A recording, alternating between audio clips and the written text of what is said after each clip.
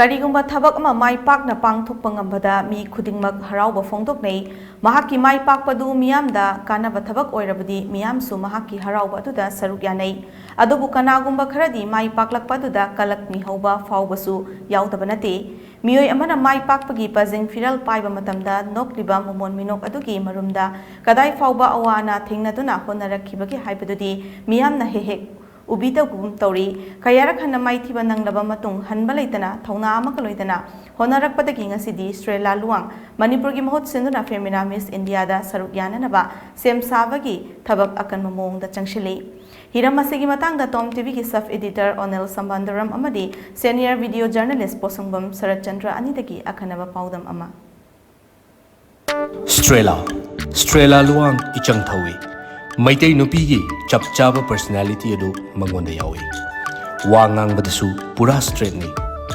mahak nangangning libawa adu atenba matamda mapung fana haiba ngambagi top gun amale mahak ya apambadi femina Miss India da saruk yaraga mahak ki personality sing adu puthoktuna malemda Manipur sak takpani femina Miss India da saruk yanaba mahak yamna kanna honaki adubu kayara khanna mai thikhi mahakna khanjariba panthung asi yoba ngamlaroidra punsi chupa maithiduna ta leiragadra maithiba haibasi isana yana laurasira haina kayara khana khanjaki adubu mahak hotnabadi lepkhide mahaki hotna jamanamadi imung manungi support na chahi asigi femina Miss India gi finalist kuntra khangatpada Manipur gi Strela Luwang su yaurukle panbayai Strela Luwang kumja lisingani taratare ki Miss Manipur title fangkhrabi maitei ningolni Chahi kayagi mamangdagi manglana simang phaunanaba Strela na tumba chaba khangdana thengnarakliba lantheng singadu Strela masanatana kananasu mangondagi hena khangba leiramloi angang singa hena chusinaba mahi masin tambagi thawong ama purakpa ngamnaba achouba thaudang amaga loinena changsilakliba Strela gi filebasi mipum khudimagna tamjaningai oi TOMTV ga khanana unaba amada Strela na hai femina Miss India da saruk yaba Phangdaba matam kayagi mamangdagi akan mamongdo hotnatuna lakhi adumakpu hanjin mai pakpa ngamlaktabadagi marakta ningba kaibasu yaukhitabana nate chahi asigi oinasu ningba kairaga toklagadra haibagi mipaiba pokhi adumakpu hanba leitana honarakhiba imung manungi support na ngasidi femina Miss India gi finalist kuntra khangatpada yaurkle audition charuk yaruraba matung lining thauda changjaduna mahakna ningjariba asigi panthung amuktadi yohanbiyu haina mamittagi mapita na thauni jakhi haina Strela na mathamoida lining thau chetna kolaga phangdorakhi 2017 da I tried to I didn't get through 18 da mu tried to did not get through haidi Guwahati da chatlaga interview haidi audition rounds about the pira baneba still didn't get through and I ki wakanda hai tare I am not enough I am haidi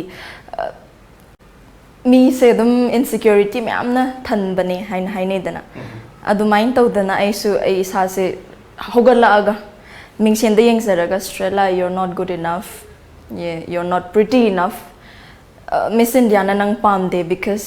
nang you're not good enough hai tare basically sang nasana thanda nang kai gi damota thamoi kaina sinjai no ne haine sai tan hajan nungdang literally nungdang kaya se adu maina dum lele se tum da bi da kappaga lining tho gi kaino da ai gi ka se da chang kapcha khiba for like many years so sorry adu mayam do like it doesn't haidi ngarang khaktang thogla aga ai Miss India chaninge haibai wakhan nachadeba like 2017 hai say after preparing thoglak panina so that means before 2017 mamang dagi adugi dream adugi thokjaningba chachaningba gi passion se leiraga lakpanina so where did it come from haibadudi I don't think I'll be able to answer that I'm so sorry TOMTV na hangba wahang amagi paukhum piraduna Strela na hai chatliba chahi asigi audition da Manipur dagi lamba thengnakiba contestant sing aduda awatpa mata ukhiba leite contestant pumnamak masa gi oiba top gun kaya ama yauba ui makhoidagi tongan ba hiramda tamjahonabagi tanja kaya su phangki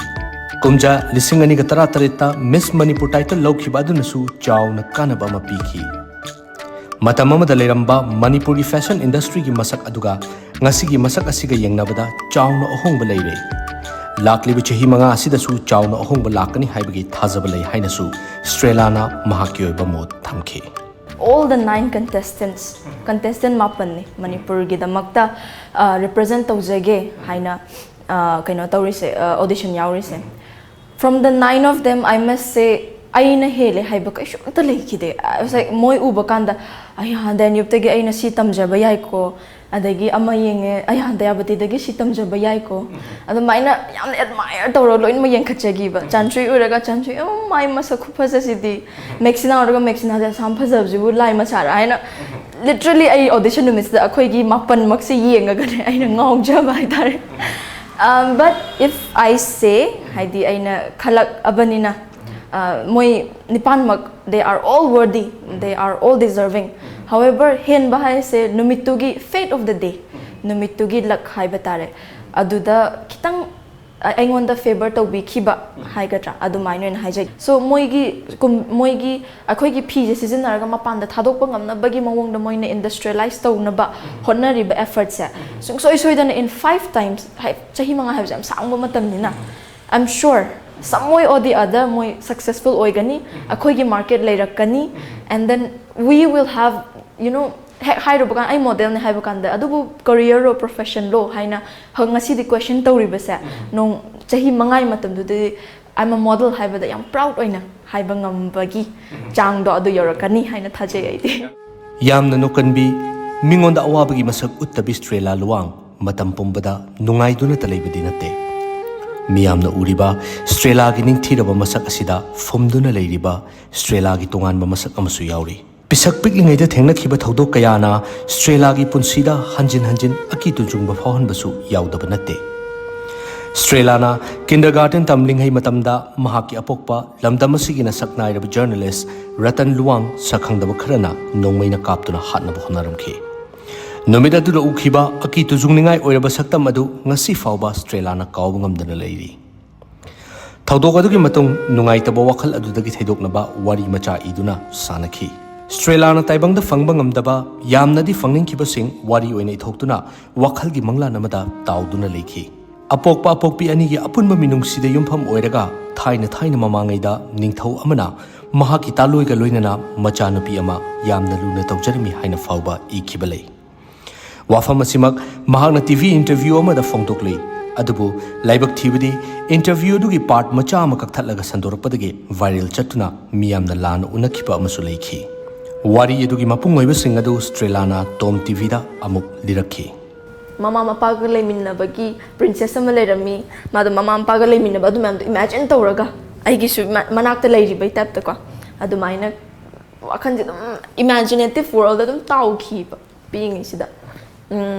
aduduna adu kandu dagi ibanu pamaki haina haibariba edi adu adi matek se longtho kanana no khangdeba ko viral chat pagi mate ma yauki mai tare haidi class kg da wari ibi haina adu makti nate aina haikibadu budi haidi princess adu grammar ga loi lalaga ni ibado haina di haibaneba adu matek tu dang lokthoga adu maina semkibado adu matamgi hai tare haidi adugi wari se kanam khangdriba khoi baba na thokiba thodok to so aina khakchala thamba hai taraga di nongmadi haige they should know haidi the me amagi punsida nang class 1 da kai dawraki habese ningsing ba mi se yam deba ai di ningsing is kai kino de ai di almost I lost my family adugi matam de am trauma oi gi banin ai ngasi bawda baba na tar leram do I teiraga adu ningsing ba imit ta sangsang uriba aduna moina di hadana ai di kg the class 5 ta kai to ki bawba ningsing de adu mana ka mai class 1 da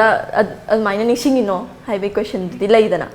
adu taraga su aigi di wari se mi khuding ki tongan lidana adu main aigi su tongan ki haibado aina nongmati haining ba haitare haina balai mioi bena pam labadi thamoi singnabu pam labadi nijabada Phangdaba Leite asigomna Strela na su mitta pi ta duna lining thoi pai bungo gi mafam da changsin duna ni khiba femina miss India si amuktang di selection to birak pa haina ni khibadu ngasidi mangfauna le haiba matang asida Strela si imung manung khaktagi natraga laikai khaktangi oiba natre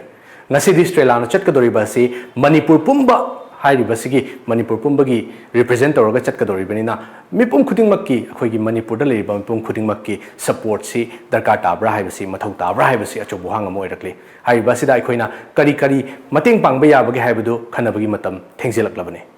हिरामसिगी मतंगदा senior video journalist Sharad Chandra पोसंग मंगलोइना अनिल समुद्रम Times of Manipur news Imphal.